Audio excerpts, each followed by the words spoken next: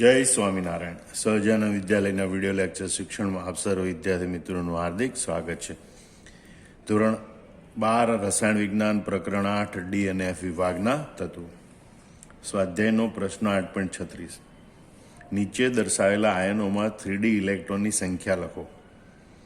Ti2+, V2+, Cr3+, Mn2+, Fe2+, Fe3+, CO2+, Ni2+, Cu2+. આ જળયુક્ત અષ્ટફલકીય આયનો માટે 5D કક્ષકો કેવી રીતે ભરાશે, બરોબર, તે અંગે તમારી અપેક્ષા જણાવો. સંક્રાંતિ ધાતુ આયનો જ્યારે જળયુક્ત અષ્ટફલકી સંકીર્ણ બનાવે, બરોબર, ત્યારે એની 5D કક્ષકો સમશક્તિક રહેતી નથી, જે આકૃતિમાં દર્શાવેલ છે, બરોબર. આ 5D કક્ષકો હોય dxy, dyz, dzx, dx2 - y2, dz2. એ પૈકી 3 કક્ષકો છે એની ઉર્જામાં આ કક્ષકોની ઉર્જા કરતાં ઘટાડો થાય અને બાકીની 2 કક્ષકોની ઉર્જામાં વધારો થાય, બરોબર. એટલે dxy, dyz, dzx આ 3 કક્ષકો મળી અને નીચી ઉર્જા ધરાવતું અલગ સ્તર બનાવે, જેને T2G સ્તર કહેવાય. જ્યારે dx2 - y2 અને dz2 કક્ષકો ભેગી મળી અને આ કક્ષકોની ઉર્જા કરતાં ઊંચી ઉર્જા ધરાવતું અલગ સ્તર બનાવે, જેને EG સ્તર તરીકે ઓળખવામાં આવે. જો કે આ બધી સંકલ્પના પ્રકરણ 9માં સ્ફટિક ક્ષેત્રવાદમાં વિસ્તારપૂર્વક ભણવાની અત્યારે આપણે જરૂરિયાત છે, બરાબર, એટલી જ બાબત અહીંયા આપણે શીખવાડેલી છે. હવે આ બધા આયનો છે એની આ પ્રમાણેની ઇલેક્ટ્રોન રચના આપણે જોઈએ. પહેલું આયન આપણે જોઈએ Ti2+ આયન. ટિટેનિયમનો પરમાણુ ક્રમાંક KT, ટિટેનિયમનો પરમાણુ ક્રમાંક 22. કુલ ઇલેક્ટ્રોન 2 અને 2, 4, એમાંથી 2 ઇલેક્ટ્રોન દૂર થયા છે, બરોબર. એટલે એની ઇલેક્ટ્રોન રચના આર્ગોન કમ્પ્લીટ 3d2 4s0. એટલે ડી ઇલેક્ટ્રોનની સંખ્યા કેટલી? 3D ઇલેક્ટ્રોનની સંખ્યા 2. એટલે કે આપણે 2 ઇલેક્ટ્રોનની ગોઠવણી કરવાની છે, બરોબર. હવે અહીંયા ખાસ યાદ રાખવાનું કે Ti2+ એ હકીકતમાં TiH2O6 2+ છે. કારણ કે જો અષ્ટફલકી રચના હોય તો પાણીના 6 અણુ ધાતુ આયન સાથે લિગેન્ડ તરીકે જોડાયેલા હોય, એટલે અષ્ટફલકીય રચના છે. અને પાણી એ નિર્બળ લિગેન્ડ છે.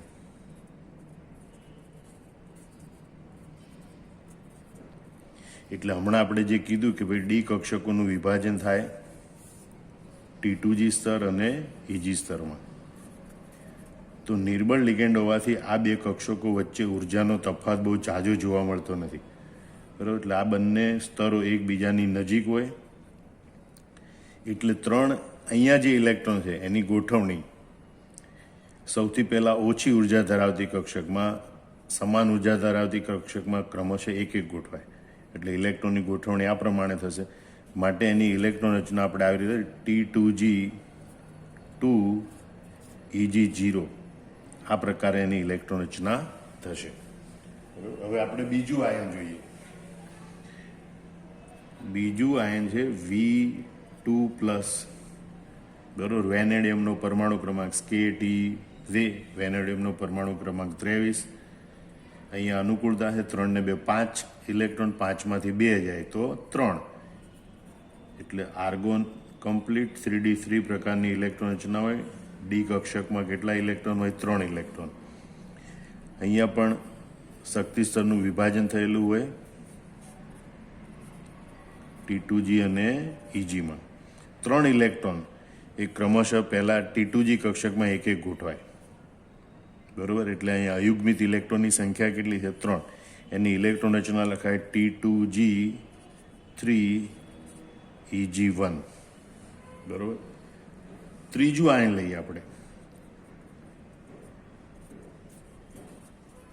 Cr3+, એનો પરમાણુ ક્રમાંક 24. 4 ને 2 6, 6માંથી 3 જાય તો 3. એટલે આર્ગોન કમ્પ્લીટ 3d3, બરોબર. એટલે ડી કક્ષકમાં 3 ઇલેક્ટ્રોન, એની ગોઠવણી પણ આપણે એ જ રીતે કરવાની. T2G અને EG આ ત્રણેય ઇલેક્ટ્રોન નીચી ઉર્જા ધરાવતી T2G કક્ષકમાં એક એક ક્રમશઃ ગોઠવાશે અને માટે એની ઇલેક્ટ્રોન રચના પ્રાપ્ત થશે T2G3 EG0. ચોથું આયન આપણે જોઈએ Mn2+. બરાબર, મેંગેનીઝનો પરમાણુ ક્રમાંક 25. 5 ને 2 કુલ 7 ઇલેક્ટ્રોન બહારની કક્ષામાં, એ પૈકી 2 ઇલેક્ટ્રોન ગયા એટલે ડી કક્ષકમાં 5 electron. Argon complete 3D5 electron રચના. બરોબર, એટલે અહીંયા ડી ઇલેક્ટ્રોનની સંખ્યા કેટલી છે? 5. ડી ઇલેક્ટ્રોનની સંખ્યા 5 છે એની આપણે ગોઠવણી કરીએ EG અને T2G. બરોબર, અહીંયા H2O એ નિર્બળ લિગેન્ડ છે. બરોબર, નિર્બળ સમૂહ છે એટલે આ બે કક્ષકો વચ્ચે ઉર્જાનો તફાવત ઓછો હોય એટલે 5 ઇલેક્ટ્રોનની ગોઠવણી ક્રમશઃ આ પ્રમાણે થશે: 1 2 3 4 5. દરેક કક્ષકમાં એક એક અયુગ્મિત ઇલેક્ટ્રોન ગોઠવાશે પહેલા. બરોબર, અને માટે એની ઇલેક્ટ્રોન રચના T2G3 EG2 પ્રકારની થશે અને અહીંયા 5 અયુગ્મિત ઇલેક્ટ્રોન માલુમ પડશે. ખ્યાલ આવ્યો? પણ એક અપવાદરૂપ આપણે ઘટના વાત કરીએ કે માનો કે જો અહીંયા CN- સાયનાઇડ આયન જેવું પ્રબળ લિગેન્ડ જોડાયેલું હોત, બરોબર, Mn સાથે, તો આ કક્ષકો વચ્ચે ઉર્જાનો તફાવત ઘણો વધારે હોય. કક્ષકો એકબીજાથી ખાસી દૂર ગોઠવાયેલી હોય T2G અને EG. અને એટલે હવે આ 5 ઇલેક્ટ્રોનની ગોઠવણી કરવી હોય તો 1 2 3 ચોથો ઇલેક્ટ્રોન ઉર્જા ઓછી હોવાથી ઉપરની EG કક્ષકમાં નહીં જશે કે એને બદલે T2G કક્ષકમાં ઇલેક્ટ્રોનનું યુગ્મન શરૂ કરશે. એટલે જો CN- જેવો પ્રબળ લિગેન્ડ હોય તો 1 2 3 ચોથો અને 5મો ઇલેક્ટ્રોન અહીંયા યુગ્મીકરણ કરશે અને એટલે અહીંયા અયુગ્મિત ઇલેક્ટ્રોનની સંખ્યા 1 મળશે. ઇલેક્ટ્રોન રચના આ પ્રમાણે થશે: T2G5 EG0 અને અહીંયા એક અયુગ્મિત ઇલેક્ટ્રોનની પ્રાપ્તિ થશે. બરોબર, એટલે પ્રબળ લિગેન્ડ છે કે નિર્બળ લિગેન્ડ એના આધારે T2G અને EG કક્ષકોમાં ઇલેક્ટ્રોનની ગોઠવણી થાય છે. હવે આપણે આ છઠ્ઠા આયનની ઇલેક્ટ્રોન રચના જોઈએ Fe2+.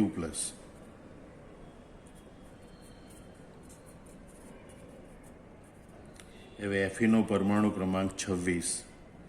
બરોબર, એટલે Fe2+ માટે ઇલેક્ટ્રોન બહારની કક્ષામાં 4s અને 3D કક્ષકના 3 6 અને 2 8 ઇલેક્ટ્રોન એમાંથી 2 જાય તો ડી કક્ષકમાં 6 ઇલેક્ટ્રોન.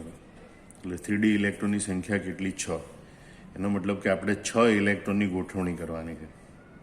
બરોબર, અહીંયા આયન H2O નિર્બળ લિગેન્ડ છે એટલે T2G અને EG વચ્ચે ઉર્જા તફાવત ઓછો છે એટલે 6 ઇલેક્ટ્રોનની ગોઠવણી આ રીતે થશે: 1 2 3 4 5 અને છઠ્ઠો ઇલેક્ટ્રોન છે અહીંયા યુગ્મીકરણ કરશે. માટે ઇલેક્ટ્રોન રચના આપણને પ્રાપ્ત થશે T2G4 EG2. આ પ્રકારની ઇલેક્ટ્રોન રચના આપણને પ્રાપ્ત થશે. ફરીથી જોઈ લો તમે કે જો CN- જેવો પ્રબળ લિગેન્ડ હોય તો આ કક્ષકો વચ્ચે T2G અને EG ઉર્જા સ્તર વચ્ચે ઘણો તફાવત હોય. બરોબર, એટલે પહેલા T2G સ્તર ભરાય એટલે 1 2 3 4 5 6 અને માટે ઇલેક્ટ્રોન રચના T2G6 EG0 થાય. આમાં અયુગ્મિત ઇલેક્ટ્રોન હોતા નથી. આ પ્રકારની ઇલેક્ટ્રોન રચના આપણને પ્રાપ્ત થઈ શકે છે. હવે આપણે 7મું આયન લઈએ Fe3+. Feનું પરમાણુ ક્રમાંક 26. 6 ને 2 8 ઇલેક્ટ્રોન, 8માંથી 3 જાય કારણ કે +3 વીજભાર પ્રાપ્ત કરવા માટે 3 ઇલેક્ટ્રોન ગુમાવે. માટે ઇલેક્ટ્રોન રચના થાય આર્ગોન કમ્પ્લીટ 3D5. તો ડી કક્ષામાં ઇલેક્ટ્રોનની સંખ્યા કેટલી? 5. T2G અને EG વચ્ચે ઉર્જા તફાવત ઓછો છે એટલે ઇલેક્ટ્રોન T2G પછી EG કક્ષકમાં દાખલ થાય 1 2 3 4 અને 5 એટલે ઇલેક્ટ્રોન રચના થાય T2G3 Eg2 પ્રકારની. અયુગ્મિત ઇલેક્ટ્રોનની સંખ્યા કેટલી? 5 એ 5 અયુગ્મિત ઇલેક્ટ્રોન છે, માટે અયુગ્મિત ઇલેક્ટ્રોનની સંખ્યા કેટલી થાય? અહીંયા 5. બરોબર. 8મું આયન લઈએ આપણે CO2+.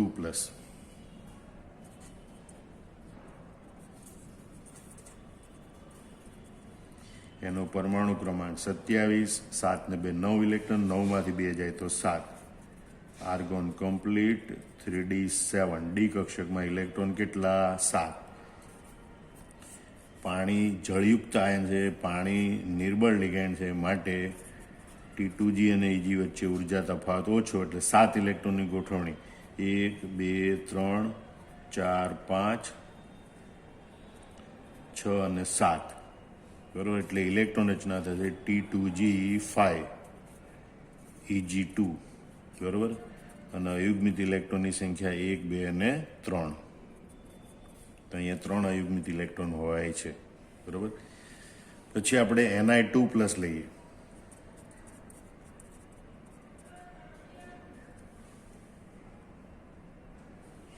અહીંયા ક્રમ આપણે આ પ્રમાણે દર્શાવવાનો છે: 5 6 7 અને 8. બરોબર. આ 5મું, આ 6ઠું, આ 7મું અને Ni2+ એ 8મું આયન છે. તો Ni નો પરમાણુ ક્રમાંક 28. બરોબર. 8 ને 2 10 ઇલેક્ટ્રોન, એમાંથી 2 જાય એટલે ડી કક્ષકમાં કેટલા ઇલેક્ટ્રોન વધે? 8. બરોબર. આમ ડી ઇલેક્ટ્રોનની સંખ્યા 8 હોય. હવે 8 ઇલેક્ટ્રોનને આપણે T2G અને Eg સ્તરમાં ગોઠવવાના છે. તો 1 2 3 4 5 6 7 8. એટલે T2G6 Eg2 પ્રકારની ઇલેક્ટ્રોન રચના થાય. અયુગ્મિત ઇલેક્ટ્રોનની સંખ્યા કેટલી હોય છે? 2.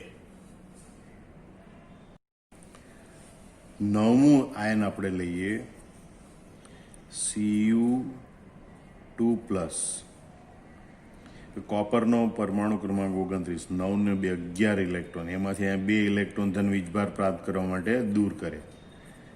તો 11માંથી 2 જાય તો 9 ઇલેક્ટ્રોન, એટલે આર્ગોન કમ્પ્લીટ 3D9 એની ઇલેક્ટ્રોન રચના થાય. ડી ઇલેક્ટ્રોનની સંખ્યા 9 હોય. એને પણ આપણે T2G અને Eg સ્તરોમાં ગોઠવવાના. બરોબર. તો 1 2 3 4 5 6 7 8 અને 9. એટલે એની ઇલેક્ટ્રોન રચના થશે T2G6 Eg3 પ્રકારની, જેમાં અયુગ્મિત ઇલેક્ટ્રોનની સંખ્યા આપણને 1 પ્રાપ્ત થશે. બરોબર. તો આ રીતે આપણે સ્ફટિક ક્ષેત્રવાદના આધારે જ્યારે સંકીર્ણ સંયોજન હોય ત્યારે શક્તિ સ્તરોનું વિભાજન થાય અને વિભાજિત શક્તિ સ્તરોમાં ઇલેક્ટ્રોનની ગોઠવણી કરી શકીએ છીએ.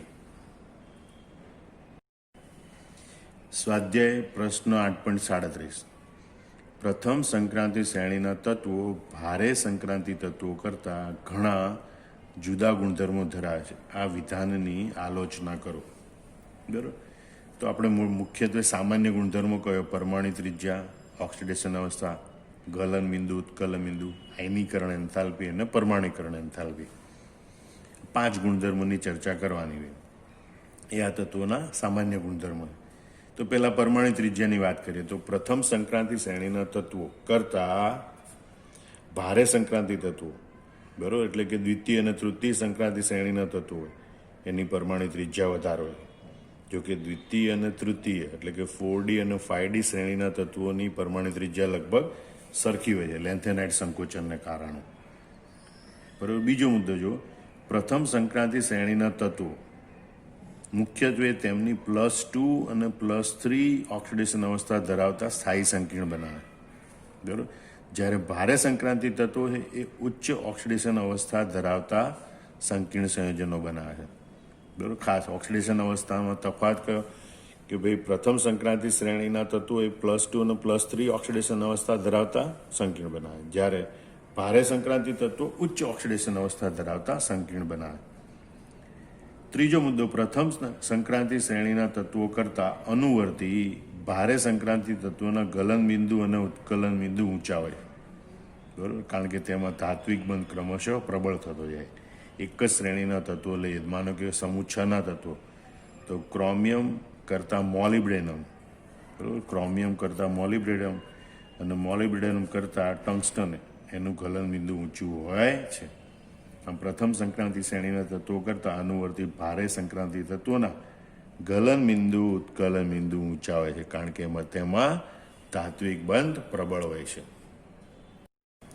ધાત્વિક બંધ પ્રબળ હોય એટલે પરમાણુકરણ એન્થાલ્પી વધારે હોય, બરોબર. આમ પ્રથમ સંક્રાંતિ શ્રેણી કરતાં ભારે સંક્રાંતિ તત્વોની પરમાણુકરણ એન્થાલ્પી વધારે હોય છે.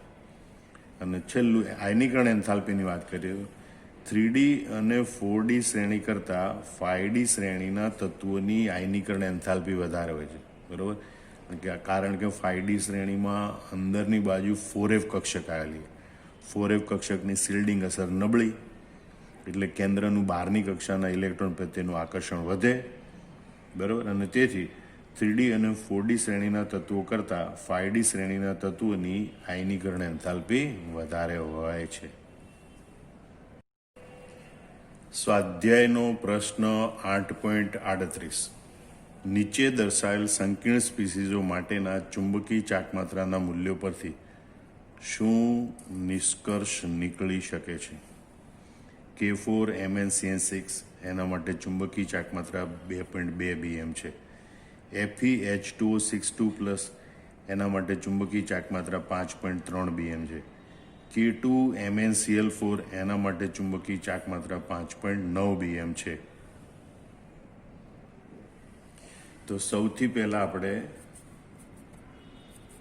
K4 MnCN6 માટે જોઈએ.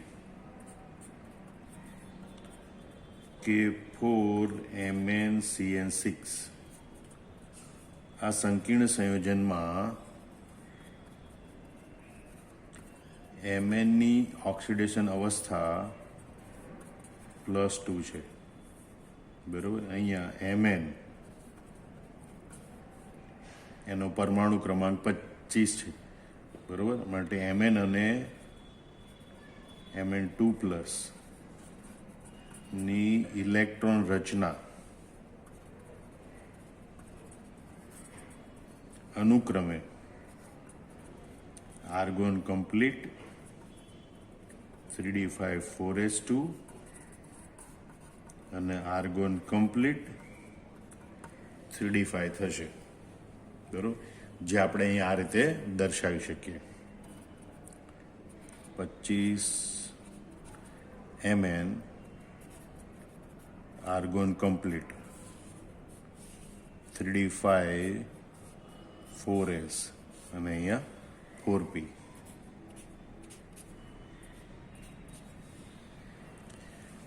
તો આ 3D કક્ષક, આ 4s કક્ષક, આ 4p કક્ષક. એમાં 3D કક્ષકમાં 5 ઇલેક્ટ્રોન 1 2 3 4 5 એક એક અયુગ્મિત ઇલેક્ટ્રોન ગોઠવાય. 4s કક્ષકમાં 2 ઇલેક્ટ્રોન Mnની ઇલેક્ટ્રોન રચના. જ્યારે એમાંથી Mn2+ આયન બને, બરાબર, ત્યારે 4s કક્ષકના 2 ઇલેક્ટ્રોન દૂર થાય, એટલે ઇલેક્ટ્રોન રચના આપણને આ પ્રમાણે પ્રાપ્ત થાય. 3d5 4s કક્ષકના ઇલેક્ટ્રોન અહીંયા દૂર થાય, 1 2 3 4 5, બરાબર. અહીંયા 5 અયુગ્મિત ઇલેક્ટ્રોન છે, બરાબર. હવે આપણે જોઈએ કે ભાઈ એની ચુંબકી ચાકમાત્રા મ્યુ બરાબર 2.2 BM છે, જે 1.73ની નજીકનું મૂલ્ય છે, બરાબર. જે દર્શાવે છે કે K2 MnCN6 માં એક અયુગ્મિત ઇલેક્ટ્રોન છે.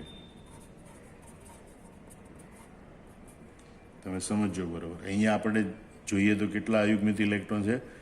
5 અયુગ્મિત ઇલેક્ટ્રોન છે. પણ અહીંયા આપણને શું માલુમ પડ્યું ચુંબકી ચાકમાત્રાના આધારે? કે એમાં એક અયુગ્મિત ઇલેક્ટ્રોન છે. તો આમ થવાનું કારણ શું? બરાબર. તો એમ થવાનું કારણ એ છે કે ભાઈ Mn સાથે જોડાયેલ સમૂહ, જેને આપણે લિગેન્ડ તરીકે ઓળખીશું, બરાબર. Mn સાથે જોડાયેલ લિગેન્ડ Cn- એ પ્રબળ છે, એટલે તેની હાજરીમાં 3D કક્ષકના 3D ઇલેક્ટ્રોનની ફેરગોઠવણી થાય, પુનર્વિન્યાસ થાય, બરોબર. એટલે જે આ 5 ઇલેક્ટ્રોન છે શક્ય એટલા કેન્દ્રની નજીક ગોઠવાય. એટલે તમે જુઓ, જ્યારે MnCN6 4- આયન બને ત્યારે હવે ઇલેક્ટ્રોનની પુનઃ ગોઠવણી કયા પ્રકારે થશે સમજો, બરોબર. પ્રબળ લિગેન્ડ બધા ઇલેક્ટ્રોનને અંદરની તરફ ધક્કો મારે એટલે ઇલેક્ટ્રોન શક્ય એટલા યુગ્મિત ગોઠવાય, બરોબર. એટલે પહેલેથી જ યુગ્મ બનતા જાય, 1 2 3 4 અને 5 ઇલેક્ટ્રોન આવી રીતે ગોઠવાય, બરોબર. અને એટલે હવે બાકી પડેલી ખાલી 2 3D કક્ષકો પડે, 2 3D કક્ષકો ખાલી થાય. એક ખાલી 2 3D કક્ષક, એક S કક્ષક અને 3 P કક્ષક, બરોબર. એનું સંકરણ થાય, કારણ કે અહીંયા Cn-6 સમૂહ જોડવાના છે. 6 સમૂહ જોડવા માટે 6 કક્ષકો ખાલી હોવી જોઈએ, 6 કક્ષકોનું સંકરણ થવું જોઈએ. એટલે 2 3D કક્ષક, એક 4s કક્ષક અને 3 4p કક્ષક, એનું સંકરણ થાય. એટલે કે અહીંયા D2sp3 સંકરણ થાય છે, બરોબર. અને આ રચના પ્રમાણે જો આટલું સંકરણ થાય તો એના કારણે અહીંયા એક જ અયુગ્મિત ઇલેક્ટ્રોન વધે છે. અને માટે એ ચુંબકીય ચાકમાત્રા 2.2 BM દર્શાવી શકે. આમ ચુંબકીય ચાકમાત્રા મ્યુ બરાબર 2.2 BM છે. એના પરથી માલુમ પડે છે, પહેલી ઘટના કઈ માલુમ પડે કે એક અયુગ્મિત ઇલેક્ટ્રોન હોય છે. બીજી ઘટના એ માલુમ પડે કે Cn- પ્રબળ લિગેન્ડ છે. ત્રીજી ઘટના માલુમ પડે કે ભાઈ ઇલેક્ટ્રોનની ફેર ગોઠવણી થાય છે, બરોબર. ઇલેક્ટ્રોનની ચોથી ઘટના માલુમ પડે એટલે ડી કક્ષક ખાલી પડે એટલે કે D2sp3 સંકરણ થાય છે, બરોબર. કે જેમાં અંદરની 3D કક્ષકો સંકળાયેલી હોય છે, બરોબર. તો અહીંયા જે ચુંબકીય ચાકમાત્રા 2.2 BM છે એના ઉપરથી આટલી માહિતી આપણને પ્રાપ્ત થાય કે ભાઈ આમાં એક જ અયુગ્મિત ઇલેક્ટ્રોન હશે. આ K4MnCN6 સંકીર્ણ છે, એમાં એક જ અયુગ્મિત ઇલેક્ટ્રોન હશે. બીજું એની સાથે જોડાયેલો જે CN લિગેન્ડ છે એ પ્રબળ લિગેન્ડ હોવો જોઈએ, કારણ કે અહીંયા ઇલેક્ટ્રોનની ફેર ગોઠવણી કરવી પડે છે, બરોબર. અને ઇલેક્ટ્રોનની ફેર ગોઠવણીથી 2 3D કક્ષક ખાલી પડે એટલે અંદરની 3D કક્ષકો સંકરણમાં ભાગ લે, માટે D2sp3 સંકરણ થાય છે. અહીંયા 6 સમૂહ જોડાયેલા છે, 6 સમૂહને જોડવા માટે 6 કક્ષકો જોઈએ, એટલે 6 કક્ષકોનું સંકરણ થવું જોઈએ. માટે 2 3D, એક 4s અને 3 4p કક્ષકોનું D2sp3 સંકરણ થાય છે. અને આ D2sp3 સંકરણમાં અંદરની 3D કક્ષકો સંકળાયેલી હોય છે. બીજું સંકીર્ણ આયન જોઈએ, બરોબર. FeH2O6 હેક્ઝા એક્વા ફેરેટ 2, આનું નામ આમ થશે હેક્ઝા એક્વા ફેરેટ 2, અથવા તો એને કહેવાય હેક્ઝા એક્વા આયરન 2.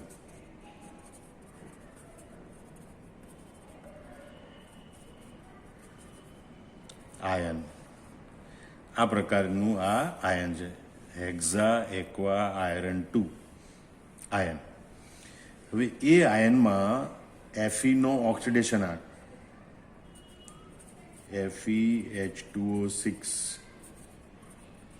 2+ માં Fe નો ઓક્સિડેશન આંક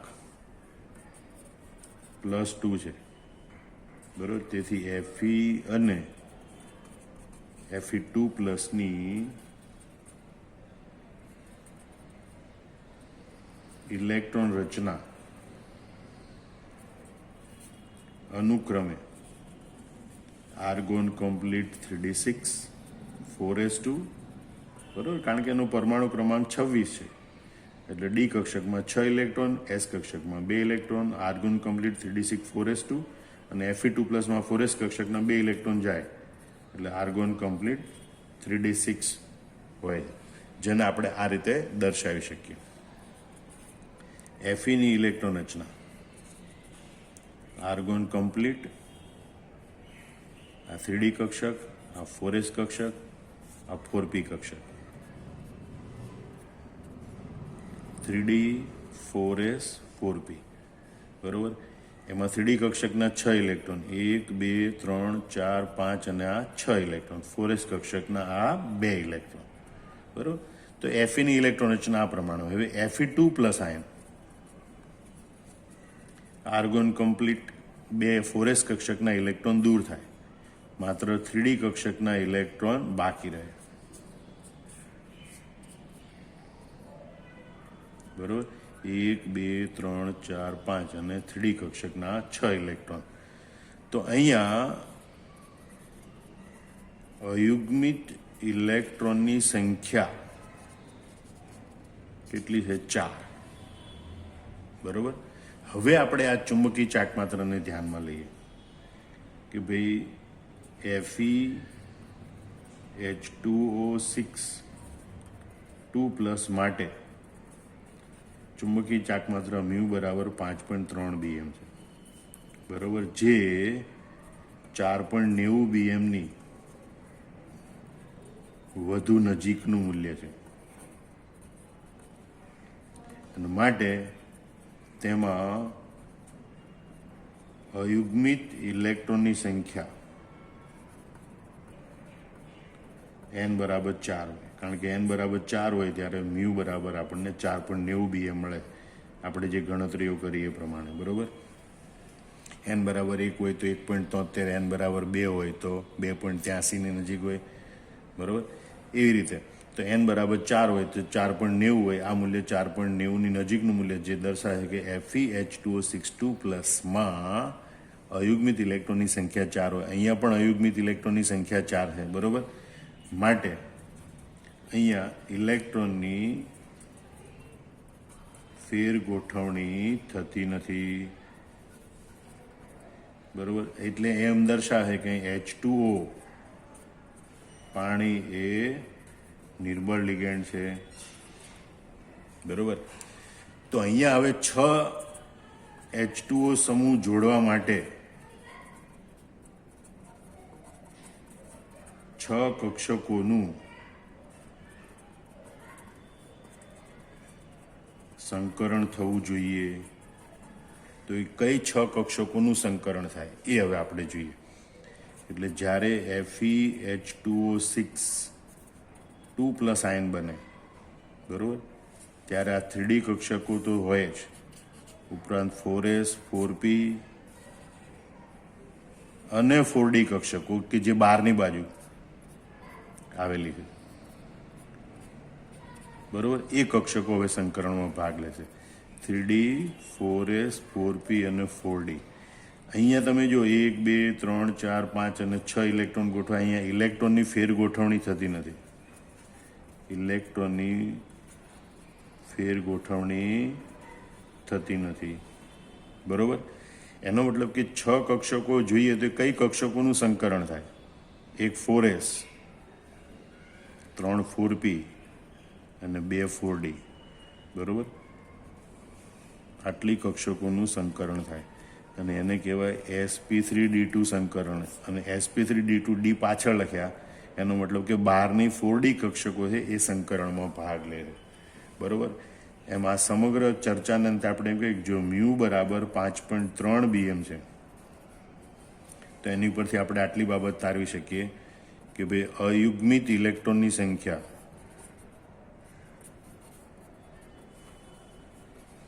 n બરાબર 4 હશે. બીજું અહીં ઇલેક્ટ્રોનની ફેર ગોઠવણી થશે નહીં, એટલે કે અહીંયા જે H2O એ નિર્બળ લિગેન્ડ છે, નિર્બળ લિગેન્ડ ઇલેક્ટ્રોનની ફેર ગોઠવણી કરી શકે નહીં, અને એટલે અહીંયા sp3d2 સંકરણ થાય છે, બરોબર. જેમાં બહારની 4d કક્ષકો ભાગ લે છે. તો આ સંકીર્ણ આયનને આ ચુંબકીય ચાકમાત્રાના સંદર્ભમાં આ રીતે સમજાવી શકાય. ફરતી જોઈ લો કે ભાઈ આ સંકીર્ણ Fe8262+ માટે મ્યુ બરાબર 5.3 BM છે, બરાબર. તો એમ દર્શાવે છે કે તેમાં અયુગ્મિત ઇલેક્ટ્રોનની સંખ્યા 4 હોય છે. H2 એ નિર્બળ લિગેન્ડ હોય છે, માટે ઇલેક્ટ્રોનની ફેરગોઠવણી આમાં જોવા મળતી નથી. અને એટલે અહીંયા 12ની 4D કક્ષક સંકરણમાં ભાગ લે અને sp3d2 સંકરણ થાય છે. ત્રીજું આયન જોઈએ આપણે, K2MnCl4, પોટેશિયમ ટેટ્રા ક્લોરાઇડો મેંગેનેટ 2. આ સંકીર્ણ માટે ચુંબકીય ચાકમાત્રાનું મૂલ્ય છે 5.9 BM. તો સૌથી પહેલાં આપણે જોઈએ કે ભાઈ K2MnCl4માં Mnની ઓક્સિડેશન અવસ્થા +2 છે, બરાબર. કારણ કે 4 વીજભાર માઇનસ અને આ +2 Kનો, 4માંથી 2 જાય તો 2 એટલે -2 વીજભારને તટસ્થ કરવા માટે Mnની ઓક્સિડેશન અવસ્થા +2 હોય, બરાબર. અને અહીંયા Mn અને Mn2+ ની ઇલેક્ટ્રોન રચના અનુક્રમે આર્ગોન કમ્પ્લીટ. હવે Mnનો પરમાણુ ક્રમાંક 25 છે, બરાબર. એટલે ડી કક્ષકમાં 5 ઇલેક્ટ્રોન 3d5, એસ કક્ષકમાં 2 ઇલેક્ટ્રોન 4s2, બરાબર. જ્યારે Mn2+ છે 2 ઇલેક્ટ્રોન ગુમાવે એટલે એની ઇલેક્ટ્રોન રચના થાય આર્ગોન કમ્પ્લીટ 3d5, બરાબર. જે આપણે આ રીતે આકૃતિમાં દર્શાવી શકીએ. Mn25 argon complete 3d 4s 4p, 3d 4s 4p. અહીંયા 3D કક્ષકમાં 5 ઇલેક્ટ્રોન છે, એટલે 1 2 3 4 5, 5 ઇલેક્ટ્રોન અયુગ્મિત સ્વરૂપે ગોઠવાશે. 4s કક્ષકમાં 2 ઇલેક્ટ્રોન છે, જે ઇલેક્ટ્રોન યુગ્મ સ્વરૂપે ગોઠવાશે. હવે જ્યારે Mn2+ આયન બને, બરોબર, ત્યારે આ 4s કક્ષકના 2 ઇલેક્ટ્રોન દૂર થાય, માટે ઇલેક્ટ્રોન રચના 3d5 પ્રાપ્ત થાય.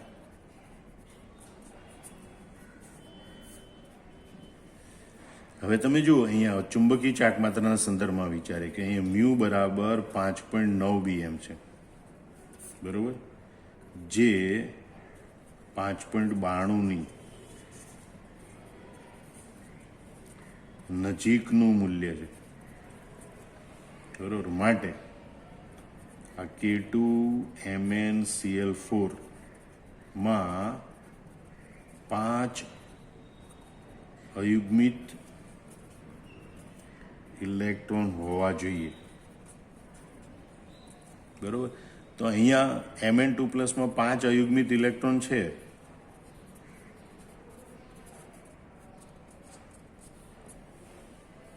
બરોબર. તો અહીંયા Mn2+ માં 5 અયુગ્મિત ઇલેક્ટ્રોન છે અને માટે અહીંયા ઇલેક્ટ્રોનની ફેર ગોઠવણી કરવી પડતી નથી. ઇલેક્ટ્રોનની ફેર ગોઠવણી કરવી પડતી નથી, જેમ દર્શાવે છે કે અહીંયા Cl- એ નિર્બળ લિગેન્ડ છે. હવે બીજું, અહીંયા Mn સાથે 4 Cl જોડાયેલા છે,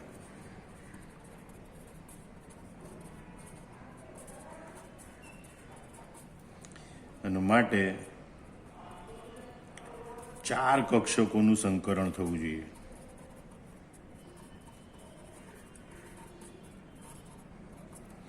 તો એ 4 કક્ષકો, 4 ખાલી કક્ષકો હોય એનું સંકરણ થાય. એટલે આપણે એમ જોઈએ કે ભાઈ MnCl4